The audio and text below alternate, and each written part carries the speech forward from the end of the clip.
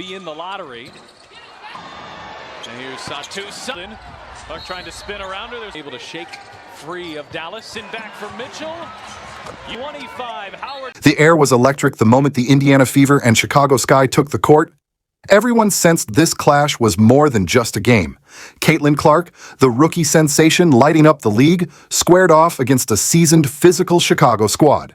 Sideline glances were sharp, coaches whispered strategy, and the tension hummed through the arena. At the center sat Marina Mabrey, prowling the lane like a predator, eyes locked on Clark. Clark returned the stare with fierce calm, muscles coiled, jaw clenched. She was ready. This wasn't just about points. Something deeper was vibrating through fans and pundits alike. Everyone braced for a showdown, basketball or full-on confrontation. The dirty hit. By mid-first half, the intensity tipped just that bit too far. With 7:42 on the clock, Clark sprinted down court on a fast break. As she leapt for the layup, Mabrey exploded into her midair, shoulder first, arm extended, landing solid contact squarely on Clark. The arena collectively gasped as Clark crumpled, clutching her wrist, yet she shook it off and sunk the shot. It counted. Play kept going. Mabrey jogged back, poker-faced. The broadcast paused mid-play, replaying frame by frame. No ball, no screen, just a full-force hit. Crashing into Smith. As Howard has continued in this building with 78-75. And Howard... Baby, triple-double! Finally, the whistle blew. Clark hobbled off. Fouls were called. Social media erupted. Was it just effort? Or an intentional hit crafted to intimidate? Immediate fallout. The reaction was instant. The Jumbotron replay looped Clark icing her wrist. Mabrey remained expressionless. Teams huddled mid-court, coaches buzzing. Analysts debated tone, hard-nosed defense or crossing a dangerous line. Clips titled, Marina Mabrey clearly hits Caitlin Clark, exploded across social, demanding suspension. Others defended it as part of the game. Viewers flagged the footage to WNBA officials. The conversation exploded outward. Beyond sportsmanship, it was about intent, rivalry, and professional accountability. WNBA investigation and suspension. That night, the WNBA released a statement. Mabrey would be suspended 1 game for excessive intentional contact on Clark. Evidenced by replay and multiple sources, league officials cited Clark's visible pain and Mabrey's positioning. Clark voiced concern but urged objective fairness. Mabrey's coach defended her. An aggressive play that got out of hand, not malicious. But headlines screamed, Marina Mabrey suspended for dirty play on Caitlin Clark. Pundits split. Was it warranted or reactionary? For some, the decision amplified Clark's status. For Mabrey, it meant a tough road ahead. Media avalanche. For Mitchell, steps into a Uzun, corner 3. Knocked. Clark on the drive, solidly gives help. By the next morning, the storm raged. Reporters ambushed Mabrey outside her gym. Headlines ranged from Mabrey crosses the line to heat of the moment hit. Inside sources noted the league aimed to protect its breakout star. Across social platforms, memes, fiery takes, and clips flooded streams.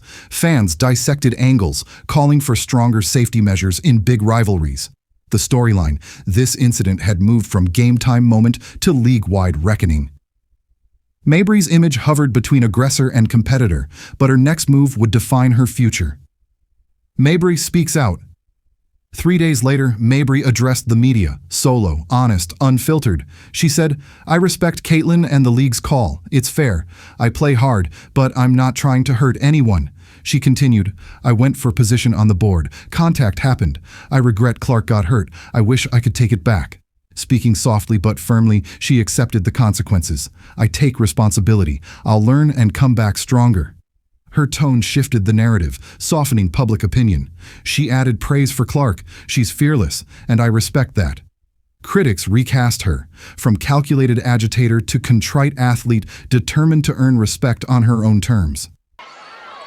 Mitchell, driving by Sabali. Mitchell right to Finally get her opportunity. Straight Clark. Oh, but Clark not a final score, a third. Pat McAfee weighs. In no sooner had her remarks aired than Pat McAfee weighed in. She didn't spin, he emphasized. She owned it. McAfee dissected the hit's mechanics and intent, recognized the fine line between physicality and targeted aggression, and then applauded Mabrey for owning the mistake. Once you cross that line, you live with it, but she handled it with integrity, he said. Pat praised her honesty. That's how you elevate the league. His segment went viral. Appearance after appearance shared quotes like, "She owns it." Social sentiment shifted again, this time in her favor. This year has scored in here from Gainbridge Fieldhouse is one away at the end of the game. Smith driving. 7 and 6-7. That's a lot. Sheldon McCowan is open and Mabrey's name was announced. The tip-off launched Mabrey into action, hustling for the first steal, then diving for ball beneath the rim. Fans clapped in approval. She dialed back aggression. On one drive, she pulled up just short and dished the pass for points. Later, she hit a clean, clutch corner three, raising her wrist cock with elegance, not aggression. Clark nodded from the bench, acknowledging the gesture. The final score reflected a close matchup, but the narrative was clear. Mabrey returned with class, productivity, and respect restored. Mbowale not weeks ago in Dallas, but Mitch on the bounce. Boston gets around McCowan and total rebound in a season record. First time since June. Culture shift. That moment did more than shift a game. It moved the culture. WNBA fans rallied for clearer rules. Suspendable hits became a trending phrase. League officials suggested review protocols mid-season. Coaches across teams emphasized verbal and emotional control during physical matchups.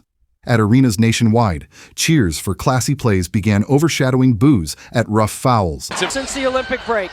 McCowan easy. The other one. I think this is going to be at 84 points. And inside for Smith on the shot fake and get back to Howard from the mid-range. Meanwhile, Mabrey's response became a case study: how to navigate conflict with accountability and grace. In the closing scene, Clark and Mabrey appeared in a post-game clip, hugging and smiling. Shared respect replacing competition. The moment sent a ripple beyond the court, a testament to professionalism, growth, and mutual honor in women's sports. Clark frees up Boston, looking back inside for McCowan. On the block, she's that big. Out of the playoff picture, they have clinched out into it.